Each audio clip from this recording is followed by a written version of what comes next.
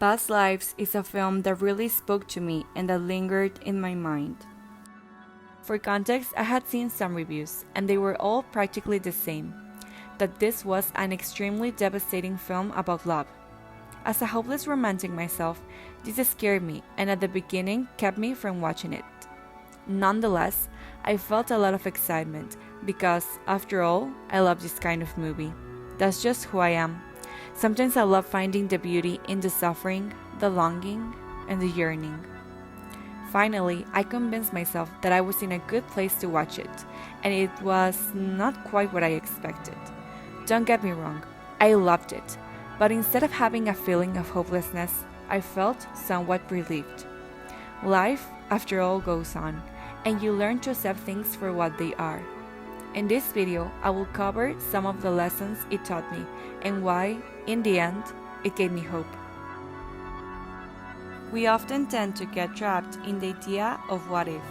Things that don't happen are more intriguing or exciting to us, and proof is that we often cling and hold on to them, thinking about them for years and years, seeming like we were never fully able to move on. But why? Because they offer us a possibility that maybe things could have been different, that maybe, just maybe, things would have worked out. But this comes from an illusion. It's nice to fantasize about the paths our lives could have taken if things happened differently, but what really matters is what ended up happening in reality, cherishing the present and the choices we have taken to be where we are. Otherwise, we might forget how to live.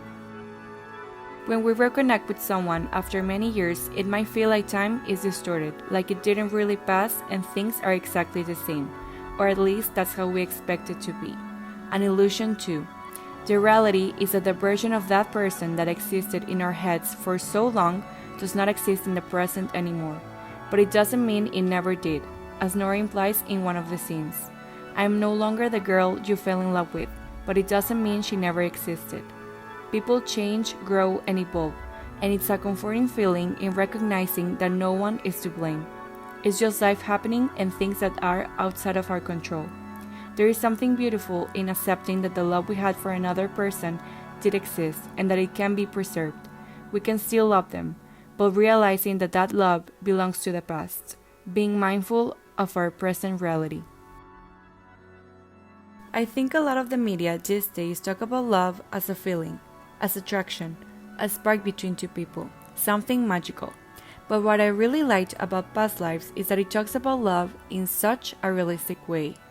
Yes, love may be all of those things, but love is also a decision, a choice you make each and every day of being with someone. Nora and Arthur had that, and although their story didn't feel like a fairy tale, their relationship embodied what love really is.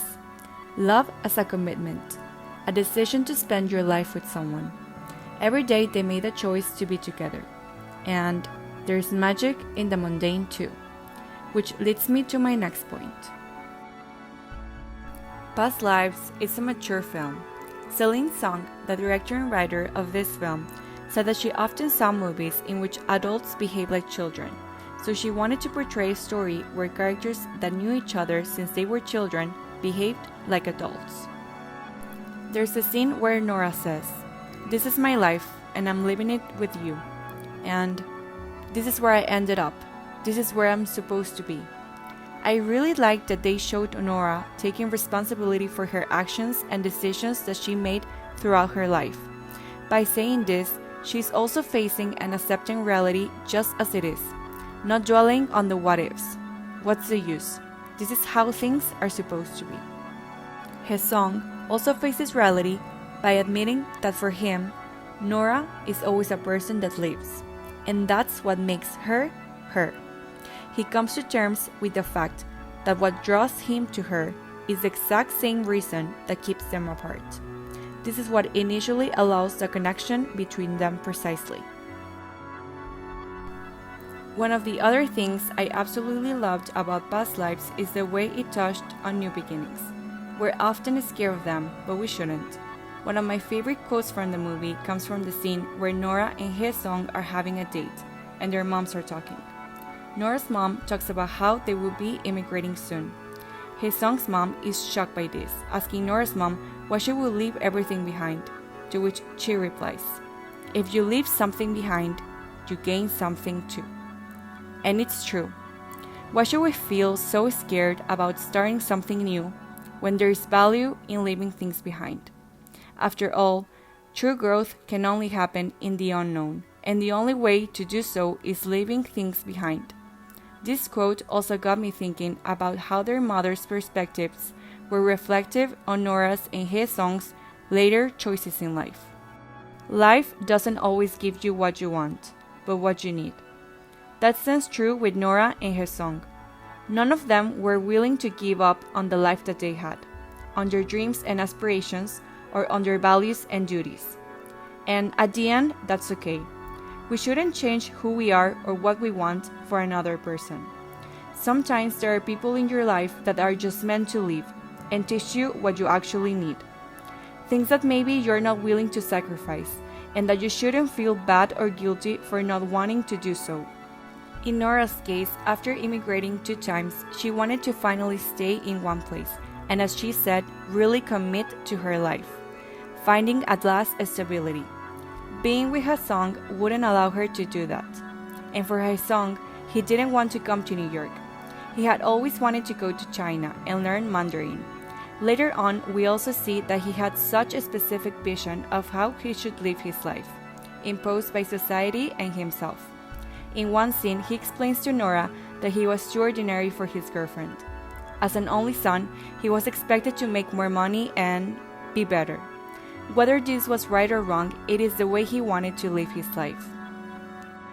I do believe that Nora and Haesung weren't actually meant for each other in this life. They wanted and expected different things from it. Eventually, there comes a time in which someone will come into your life and complement it, not try to change it, the way Arthur did to Nora, and Nora did to Arthur. A love that lets you grow and feels easy, lightweight, that makes you feel at peace. But having said all this, what exactly gives me hope? There are mainly 2 reasons, but the first one, and most important one, is that the characters ended up where they should be. There wasn't any other better scenario for all of them, and I truly believe this, because as Nora says to Haesung, "But in this life, we don't have the yin-yang to be that kind of person to each other. Because now that we're finally in the same city for the first time in almost 20 years, to which he replies, "We're sitting here with your husband." And it's true. If it wasn't actually meant to be true, they wouldn't be finally reconnecting after 20 years having dinner with Nora's husband. I love this statement because it brings a lot of peace to the characters and somehow takes away their guilt. This was the way it was supposed to happen, and there was actually nothing they could do about it.